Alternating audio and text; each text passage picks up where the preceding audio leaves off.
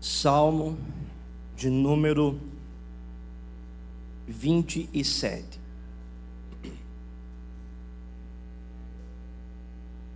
Todos encontraram? Vamos nos colocar de pé.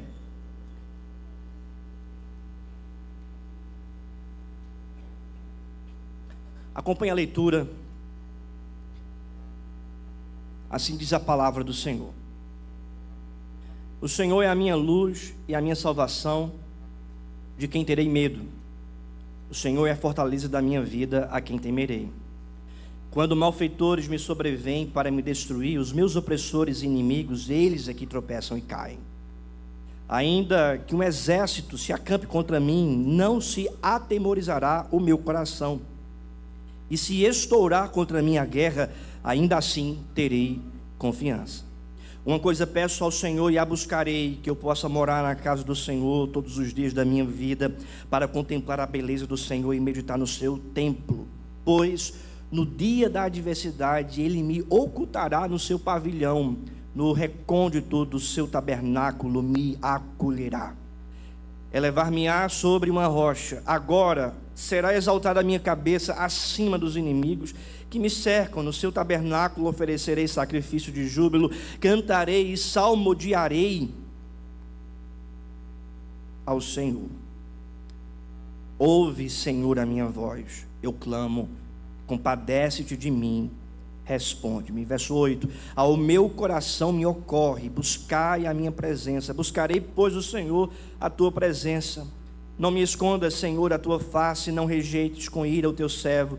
Tu és o meu auxílio, não me recuses, nem me desampares, ó Deus da minha salvação. Porque se o meu pai e minha mãe me desampararem, o Senhor me acolherá. Ensina-me, Senhor, o teu caminho e guia-me por vereda plena, por causa dos que me espreitam. Não me deixes à vontade dos meus adversários, pois contra mim se levantam falsas testemunhas, e os que só respiram crueldade. Eu creio que verei a bondade do Senhor na terra dos viventes. Espera pelo Senhor, tem bom ânimo, e fortifique-se o teu coração. Espera, pois, pelo Senhor. Vamos orar. Meu Senhor, Pai querido, fala conosco, Deus, pelo poder da tua palavra. Cativa, meu Deus, a nossa atenção no Senhor, em tua santa palavra. Ajuda-nos, ó Deus, pela instrução do Senhor, a viver a tua palavra no poder do teu Espírito Santo. Nós te pedimos isso em nome do Senhor Jesus. Amém. Podeis sentar, meus irmãos.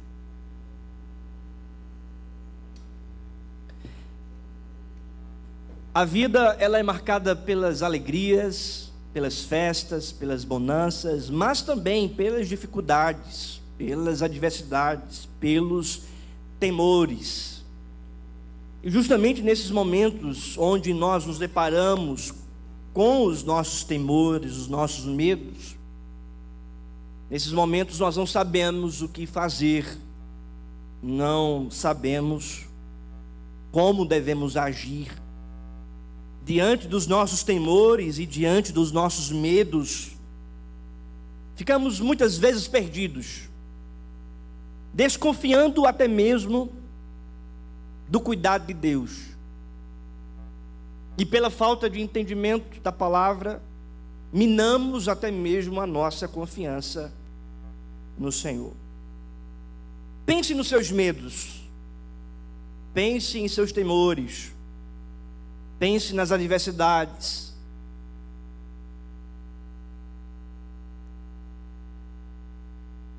Certamente, as situações difíceis que assolam a nossa vida nos causa temor.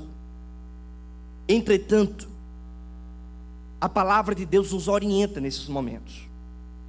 E talvez você chegou aqui nesta manhã com algum medo, com algum temor, passando por alguma adversidade. E a palavra de hoje é justamente para você ser orientado pelo próprio Deus, na confiança que você deve ter em meio a essas adversidades. Talvez você ainda vai passar por uma situação assim, E a palavra desta manhã é justamente preparando você para as adversidades que um dia você vai enfrentar. Porque na vida, irmãos, todos nós passamos por adversidades e por problemas. O salmo que nós acabamos de ler, escrito pelo rei Davi, foi um salmo onde o salmista está passando por uma grande adversidade, por medos e temores. Por exemplo, veja o que diz o verso de número 1. O Senhor é a minha luz, a minha salvação. Veja, de quem terei medo?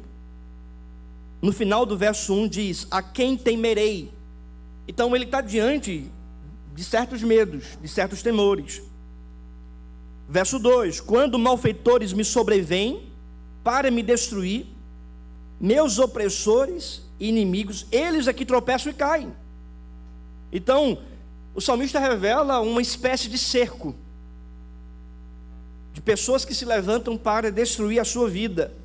Verso 3, veja o que diz, ainda que um exército se acampe contra mim, não se atemorizará o meu coração. Então, a sensação do poeta ao escrever esse texto é uma sensação de adversidade, de problemas, temores, mas que diante dessas adversidades ele reafirma o Deus em quem ele confia, em quem ele crê. O livro dos Salmos, irmãos, é um livro difícil de entender muitas vezes o seu contexto, porque Salmos não faz parte de uma literatura como, por exemplo, narrativa. O Salmo não é uma narrativa, não é escrito dentro de uma história explícita no texto. O Salmo é uma coleção de vários salmos que foram escritos por salmistas ao longo da história, mas que não revelam em que momento. O Salmo 27, portanto, o texto não diz em que momento o salmista Davi escreveu. Alguns estudiosos afirmam que Davi escreveu quando ele estava sendo perseguido por Saul, onde o rei de Israel, Saul, estava perseguindo Davi, que havia sido ungido para ser rei. E no momento de grande perseguição, escreve esse salmo. Outros estudiosos dizem que Davi escreveu esse salmo quando ele estava sendo perseguido pelo seu filho, Absalão, onde ele teve que fugir às pressas de Jerusalém para não ser morto, onde ele foi difamado, caluniado, perseguido, não somente por seus inimigos, mas pelo seu próprio filho. A grande verdade é, seja a perseguição em relação a Saul ou Absalão, a verdade é que de fato o salmista aqui está revelando essa perseguição, esse problema, e apresentando os seus temores diante do Senhor. Mesmo diante de toda a perseguição, mesmo diante das adversidades, mesmo diante do medo, ele confia no Senhor, porque veja o que diz o texto no versículo 3, ainda que um exército se acampe contra mim, não se atemorizará o meu coração, e se estourar contra mim a guerra, juntos, vamos lá, ainda assim terei confiança.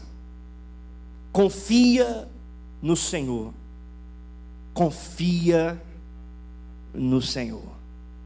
Eis a verdade desta pregação, confia no Senhor.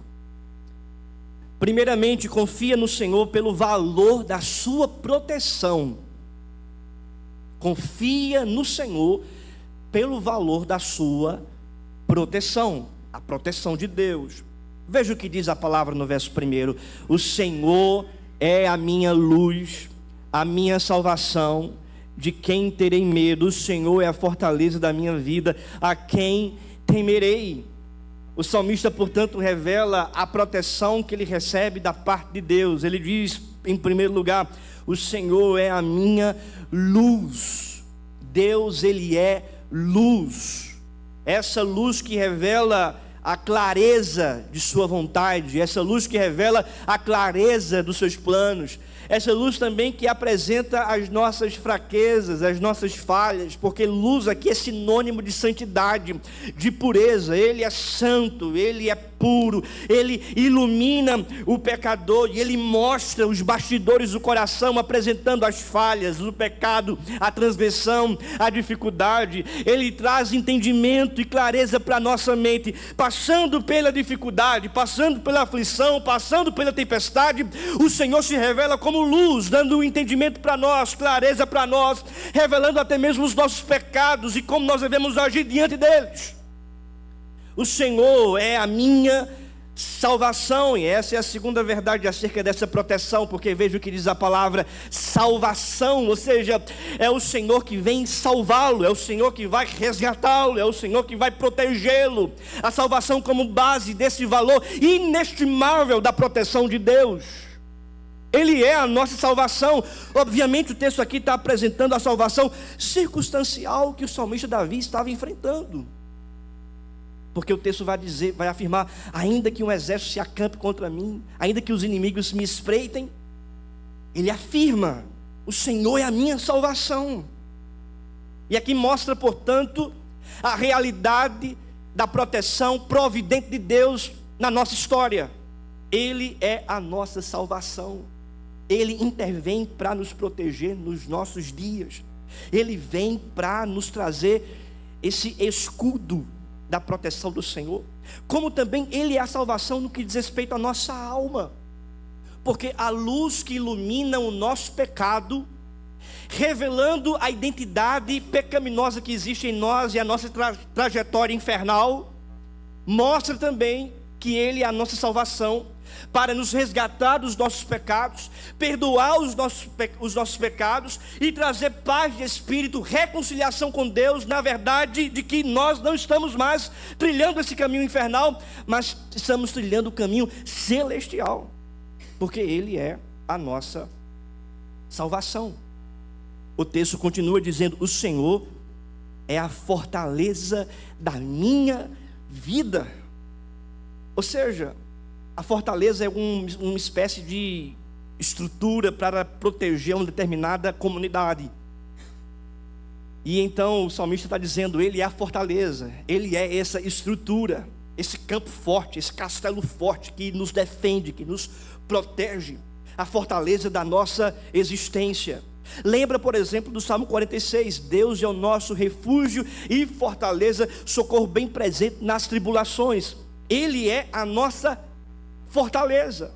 Isso revela, portanto, meu querido irmão, minha querida irmã, a força eficaz da presença de Deus, fortalecendo a nossa vida em meio às adversidades.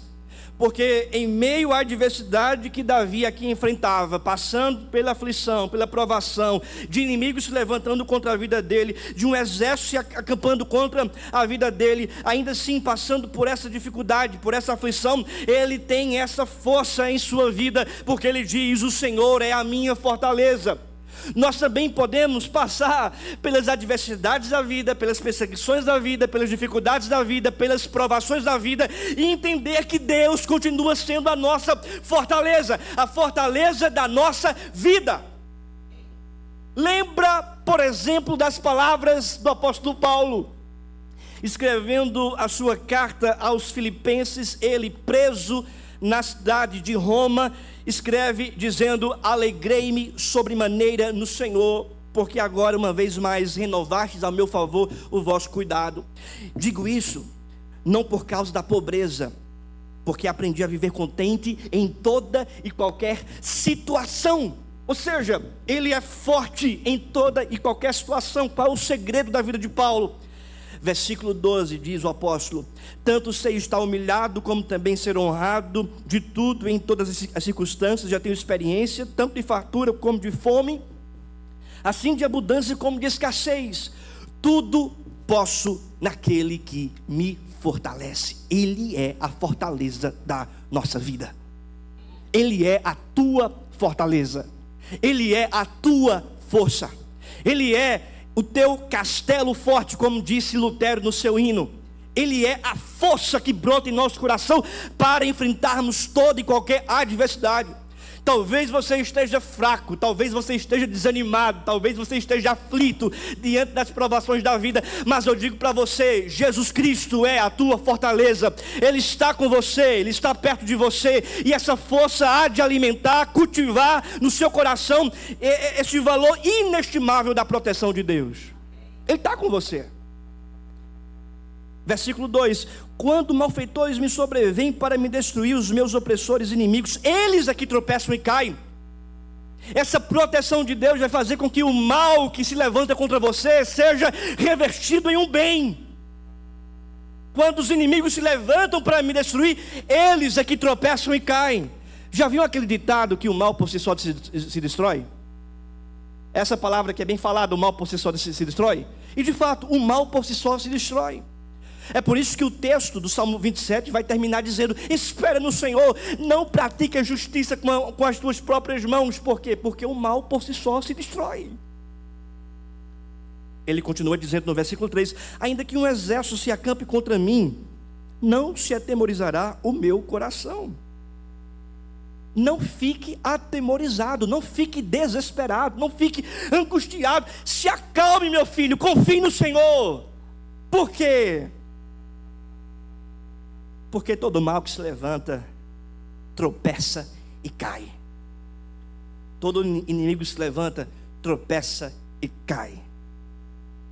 Tropeça e cai. Lembra, por exemplo, de Gideão, que foi pregada a mensagem no domingo passado, que os inimigos se levantaram, mas então Deus se revelou, e a espada de um foi contra a espada de outro, e eles se destruíram, eles se autodestruíram.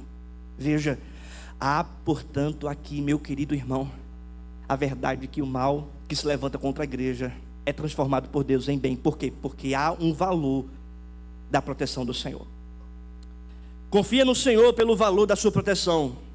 Terceira verdade, confia no Senhor pela grandeza da sua presença. Confia no Senhor, em segundo lugar, pela grandeza da sua presença. Veja o que diz o verso de número 4. Vamos ler todos juntos, em uma só voz, como igreja. Vamos lá? Uma coisa peço ao Senhor e a buscarei, que eu possa morar na casa do Senhor todos os dias da minha vida, para contemplar a beleza do Senhor e meditar no seu templo. Ele diz: uma coisa peço ao Senhor e a buscarei. O que é que ele busca? Que eu possa morar na casa do Senhor. A casa do Senhor no Antigo Testamento é símbolo da presença de Deus. Em outras palavras, ele está dizendo que eu possa morar no Senhor, na presença de Deus, e contemplar a beleza do Senhor e meditar no seu templo. A presença de Deus é aqui, de fato, revelada. Versículo de número 5: pois no dia da adversidade, Ele me ocultará no seu pavilhão, no recôndito do seu tabernáculo me acolherá, elevar-me-á sobre uma rocha. Agora será exaltada a minha cabeça acima dos inimigos que me cercam. No seu tabernáculo, veja mais uma vez, a igreja, o templo, no seu tabernáculo oferecerei sacrifício de júbilo, cantarei, salmodiarei o Senhor. Sabe qual é a sensação aqui de Davi? Ele está sendo perseguido, ele está fugindo, ele está passando por uma provação, mas o anseio dele não é voltar para o trono de Israel, o anseio dele não é sentar na cadeira daquele trono. O anseio e o anelo de Davi, do salmista, é estar na casa de Deus e desfrutando da presença do Senhor. E aqui, querido, o templo, que é símbolo da presença de Deus, se revela para nós como uma igreja, porque Deus não habita mais em templos feitos por mãos humanas, mas Ele habita no meio do seu povo, que foi lavado e remido pelo sangue de Cristo. Então, templo e igreja é o povo de Deus que se reúne, seja aqui, seja em outro bairro, seja em outro lugar. Tem várias igrejas se reunindo, vários templos se reunindo no dia de hoje, por toda a face da terra. A nossa sede deve ser esta, de estar na presença de Deus, de modo solene, de modo prático, com a comunidade da fé, desfrutando da presença do Senhor e contemplando a presença de Deus através das atividades feitas no templo, na igreja na comunidade da fé do povo de Deus. Você tem sede de estar na casa de Deus? Tem sede de ouvir a palavra de Deus pregada com fidelidade, então ser alimentado, instruído e dirigido pelo poder da pregação do Evangelho? Você tem sede e se prepara no sábado mesmo de dormir mais cedo, de preparar seus filhos, porque você conduz a sua casa dizendo: amanhã nós temos um encontro com o Senhor, amanhã estaremos em reunião solene com a igreja, para estarmos na presença do próprio Deus. Você tem feito isso, instruído uns aos outros, na importância de congregar, como disse o autor da carta aos Hebreus: não deixei de congregar como é costume de alguns. Quando nós nos reunimos, irmãos, na casa de Deus, como igreja, como casa do Senhor, como templo, não de pedras feitas por mãos humanas, mas de pedras vivas, lavadas e remidas pelo sangue de Cristo, que é o pecador convertido. Quando nós nos reunimos para estarmos na presença de Deus. Aqui não é um clube, não. Aqui não é uma ONG. Aqui é uma reunião de um povo que foi chamado e convocado por Deus para estar na presença dEle. Não negligencie o culto. Não negligencie o templo, que é a casa de Deus, a igreja do Senhor. Quando você estiver passando por alguma dificuldade, por alguma perseguição, ou até mesmo por uma enfermidade que não pode se deslocar para ir para algum lugar, lembre-se disso. O meu anelo não é ir passear, não é estar em algum lugar, não é ir para o cinema, para o shopping, fazer uma viagem, ou ir para o trabalho. O meu primeiro anelo, aquilo que tem mais vigor e latente, que é latente na minha alma, é estar na igreja, juntamente com meus irmãos e na presença de Deus. Veja o que diz a palavra: Ele vai nos acolher no seu templo. Veja: pois no dia da adversidade Ele me ocultará no seu pavilhão. Meu querido, no dia da adversidade venha para a igreja. Pavilhão aqui, espécie do lugar, do templo. Ele vai proteger você, Ele vai de fato revelar proteção com você, e você estará aos pés dEle, na presença dEle, orando. Venha para o culto de oração. Vai estar ouvindo a palavra, venha para o culto de doutrina. Vai estar louvando a Deus em comunidade, na presença do Senhor. Venha para os cultos dominicais. Na adversidade, se oculte na igreja do Senhor. Diz a palavra: no recôndito do seu tabernáculo me acolherá, elevar-me-á sobre uma rocha. Irmãos, é maravilhoso quando eu passo aqui às vezes na quarta-feira à tarde, e eu sei que tem pessoas aqui na igreja orando das 5 horas às 6 horas da noite, orando, mulheres orando, clamando, adorando. É a presença de Deus. Veja o que diz o versículo 7: ouve, Senhor, a minha voz, eu clamo, compadece-te de mim. É uma oração que revela a presença de Deus. O meu coração me ocorre, buscai a minha presença. Buscarei, pois, o Senhor, o quê? A tua presença. Não me escondas, Senhor, a tua face. Não rejeites com ira o teu servo. Tu és o meu auxílio, não me recuses, nem me desampares, ó Deus da minha salvação. Ou seja, ele está orando pela presença de Deus, não apenas no templo, mas onde estiver, seja em casa, seja no lar, seja no trabalho. Ele tem um momento para estar na presença de Deus. Deus, não existe vida sem a tua presença, não existe proteção sem a tua presença, não existe livramento sem a tua presença, não existe intervenção sem a tua presença. Mesmo que eu ultrapasse esses problemas, e mesmo que eu seja vitorioso diante desses problemas, sem a tua presença nada vai adiantar, porque o que mais importa na vida é a presença de Deus. Por quê? Porque Ele nos ampara, a presença de Deus nos conforta, Ele nos abraça, Ele nos acolhe. Mesmo que o mundo nos falte, mesmo que a família não esteja presente, mesmo que outros fujam e se envergonhem diante das nossas aflições, Deus jamais vai nos abandonar. O versículo 10 diz a palavra, vamos ler juntos? Porque se o meu pai e a minha mãe me desampararem, o Senhor me acolherá. Ele estará conosco. Nós podemos encontrá-lo quando nós oramos e clamamos pela sua presença, e essa presença fará toda a diferença nas nossas adversidades. Confia no Senhor pelo valor de sua proteção. Confia no Senhor pela grandeza da sua presença. E a terceira e última verdade: confia no Senhor pela bondade do seu ensino. Verso 11: ensina-me, Senhor, o teu caminho e guia-me por vereda plana, por causa dos que me espreitam. Ensina-me, Senhor, o teu caminho. Verso 12: não me deixes à vontade dos meus adversários, pois contra mim se levantam falsas testemunhas, e os que só respiram crueldade. Verso 10, vamos ler juntos? Eu creio que verei a bondade do Senhor na terra dos viventes. Espera pelo Senhor, tem bom ânimo e fortifique-se o teu coração. Espera, pois, pelo Senhor. Confia no Senhor pela bondade do seu ensino. O salmista diz: ensina-me, Senhor, o teu caminho. Ensina-me a andar em conformidade com a tua lei nos momentos de adversidade. Não permita que eu ande por um caminho A ou por um caminho B, mas que não seja o teu caminho. É se apegar aos estatutos, é se apegar à lei de Deus, é se apegar às verdades bíblicas, é entender a verdade, é ler a verdade, é aplicar essa verdade para o coração e viver essa verdade. Porque sabe algo que é desafiador nos momentos de adversidade, de provação?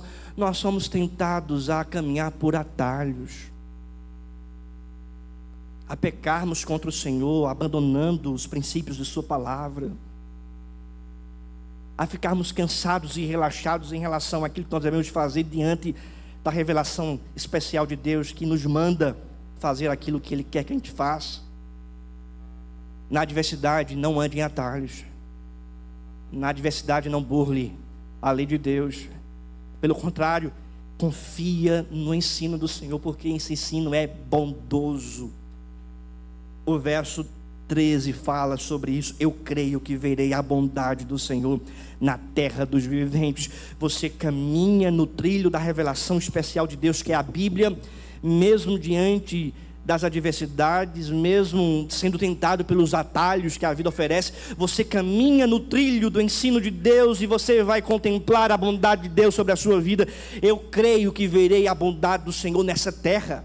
O ensino dele, a intervenção dele, a condução dele, o governo dele, o milagre dele, a provisão dele, o direcionamento dele, tudo que ele pode realizar quando nós confiamos no seu ensino, na sua palavra.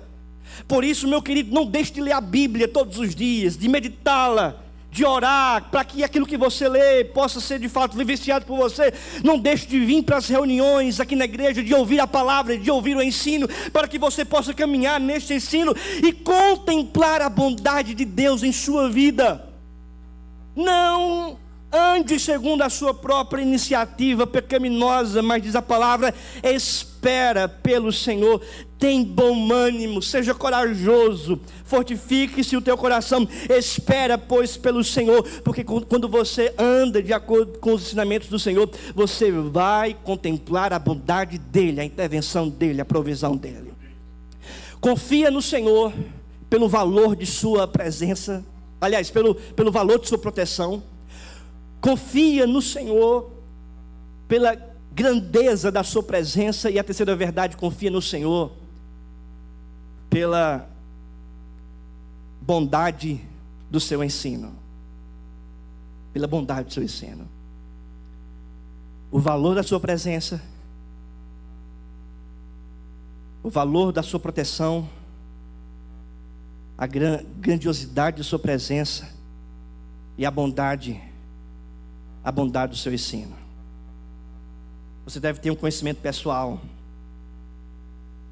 você deve clamar e você deve andar. Eu concluo essa mensagem, irmãos, dizendo que na vida nós passamos por temores, por adversidades e por aflições, e em meio a essas provações, confia no Senhor. Conheça pessoalmente Ele, dizendo: Ele é a minha luz. Conhecimento pessoal, a minha salvação, a minha fortaleza. Clame pela presença de Deus em sua vida. Clame pela presença de Deus. Meu Deus, vem sobre mim, me enche da tua presença. Clame a Deus para você estar na presença dEle, na igreja, no templo. E terceiro, ande de acordo com o ensino do Senhor. Confia no ensino que é bondoso e que você vai ver a bondade de Deus sobre você. Vamos nos colocar de pé e vamos orar.